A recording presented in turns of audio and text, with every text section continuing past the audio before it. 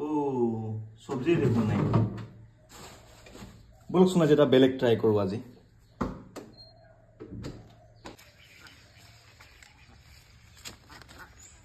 এইটো হৈছে কলা কচু ইয়াৰ গুণ বহুত আছে কিন্তু আমাৰ মানুহবিলাক দেখা নাপায় ঘৰৰ পিছতে হওক ঘৰ আগতে হওক চবতে পৰি থাকে কিন্তু আমাৰ মানুহবিলাক বনাই খাব নাজানে আজি আপোনালোকক বনাই দেখুৱাম কেনেকৈ কলা কচু খোৱা যায়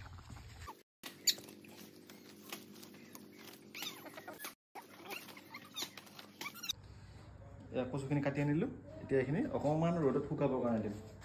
ৰ'দত শুকালে ইয়াৰ যিটো আঠাটো নোহোৱা হৈ যাব আৰু যিটো মানে গলত ধৰাৰ চান্স থাকে সেই বস্তুটো নোহোৱা হৈ যাব এতিয়া অকণমান শুকাব দিওঁ তাৰপিছত কেনেকৈ বনাওঁ চাই থাকক এয়া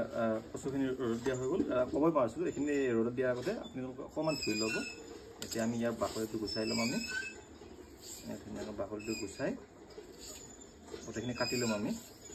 এনেকৈ কাটি ল'ম এই হৈ গ'ল কচুখিনি কাটা আৰু হাতৰ অৱস্থা দেখিছেনে একদম কেনেকুৱা দেখা হৈ গৈছে হাতখন চাওক এয়া আমাৰ কেৰাহী গৰম হৈ গৈছে আৰু ইয়াতে এতিয়া মিঠাতেল অকণমান দি দিম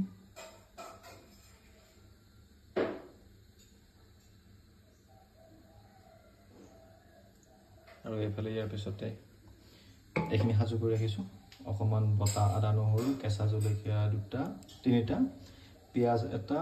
নৰসিংহ পাত কেইখিলামান এটা তেজপাত আৰু এটা শুকান জলকীয়া আৰু ইয়াৰ লগত অকণমান পাঁচফোৰণ দি দিম বাৰু মই আমাৰ কেৰাহীৰ তেলটো গৰম হৈ গৈছে তাত পাঁচফোৰণ এড কৰি দিছোঁ ইয়াৰ লগত শুকান জলকীয়া আৰু গৈছে ইয়াত তেজপাতটো ইয়াৰ পিছত আমি এতিয়া ইয়াতে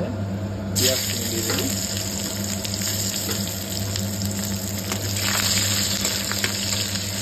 পিঁয়াজখিনি অলপ অকণমান ৰঙচুৱা হোৱাৰ পিছত আদা নহৰু আৰু নৰসিংহ পাতখিনি দি দিম এতিয়া নৰসিংহ আদা নহৰু আৰু জলকীয়াখিনি এড কৰি দিম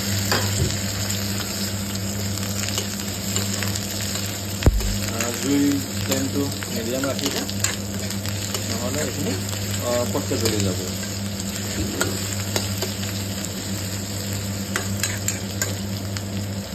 অকণমান হালধি এড কৰি দিম এতিয়া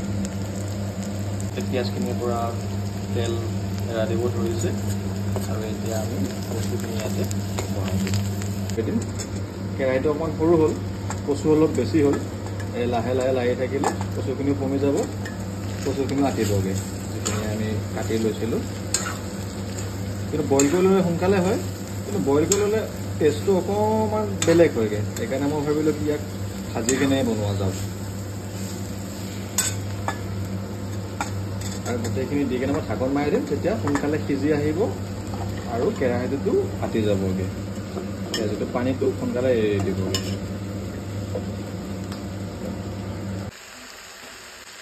ইয়াত মই নিমখ অকণ এড কৰি দিছোঁ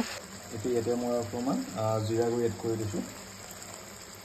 জিৰা গুড়িখিনি এড কৰি দি মই লাৰি দিম আৰু এই এতিয়া মেইন কথালৈ আহে কচুটো খাব লাগে কিহৰ কাৰণে ক'লা কচুত ইয়াৰ সমৃদ্ধ পুষ্টিকৰ উপাদানৰ বাবে কেইবাটাও স্বাস্থ্য উপকাৰিতা প্ৰদান কৰে য'ত হাই ফাইবাৰ ভিটামিন A, C আৰু B6 লগতে পটাছিয়াম কেলছিয়াম আইৰণ আদি যোগ হৈ আছে ই হজম শক্তিত সহায় কৰে আৰু ব্লাড প্ৰেছাৰ আৰু কলেষ্ট্ৰল নিয়ন্ত্ৰণ কৰি হাৰ্টৰ উন্নতি সাধন কৰে মানে হাৰ্টৰ যিকোনো হ'ব লগা আপোনাৰ ৰোগ নিৰাময়ত ই সহায় কৰে লগতে ইয়াৰ উপৰিও ৰোগ প্ৰতিৰোধ ক্ষমতাক সহায় কৰিব পাৰে দৃষ্টিশক্তি উন্নত কৰিব পাৰে তেজত যিটো আপোনাৰ চুগাৰ থাকে সেই চুগাৰ নিয়ন্ত্ৰণ কৰাত সহায় কৰিব পাৰে আৰু ইয়াৰ যিটো এণ্টিঅক্সিডেণ্ট গুণ সেই এণ্টিঅক্সিডেণ্ট গুণটোৱে কেঞ্চাৰৰ বিৰুদ্ধে যুঁজ দিয়াত সহায় কৰিব পাৰে এতিয়া দেখিছে আমাৰ ঘৰৰ পিছতে থকা এই ক'লা কচুত আমাৰ কিমান ঔষধি গুণ লুকাই আছে কিন্তু আমি নাখাওঁ ইয়াত আমি কেৱল বজাৰৰ বস্তুহে শাক পাচলি চিনি পাওঁ এতিয়া দেখিছোঁ নহয় ইয়াৰ যিটো তেলটো নহয় তেলটো এৰি দিছে কচুখিনিয়ে এতিয়া জুইটো অকণমান বঢ়াই দিব দিয়ক তেতিয়া তেলটো ভালকৈ এৰি দিব আৰু পানীটো ইয়াৰ গুচি যাবগৈ আৰু লগতে ইয়াতে এড কৰিছে তিনিটা মান ধনিয়া দিলে ইয়াৰ যিটো সোৱাদটো খাবলৈ খুব ধুনীয়া লাগে বেছিকৈ দিব নালাগে দুটা বা তিনিটা দিলে হৈ যায় এতিয়া লাৰি দিম লাৰি দিয়াৰ পিছত এতিয়া হৈ গৈছে আমাৰ বস্তু বেছি সময় নালাগে ঘৰতেই পোৱা বস্তু সকলোখিনি ঘৰতেই পোৱা আদা নহৰুৰ পৰা আদি কৰি বজাৰৰ পৰা কিনি আনিব লগাও নহ'ল এয়া হৈ গ'ল আমাৰ কচু ৰেডি এয়া হ'ল কচু এয়া ঢেকীয়া আৰু এয়া ঔটেঙা সম্পূৰ্ণ ঘৰুৱা এসাঁজ আজি ইয়াতে কোনো বজাৰৰ পৰা অনা তেনেকুৱা পাচলি নাই বলকচোন চাই কচুখিনি কেনেকুৱা হৈছে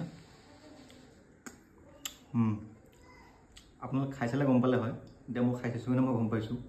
আপোনালোকে ট্ৰাই কৰি খাই চাবচোন এদিন তাৰপিছত জনাব কেনেকুৱা লাগে খাই কিনে ঠিক আছে এতিয়ালৈ বাই বাই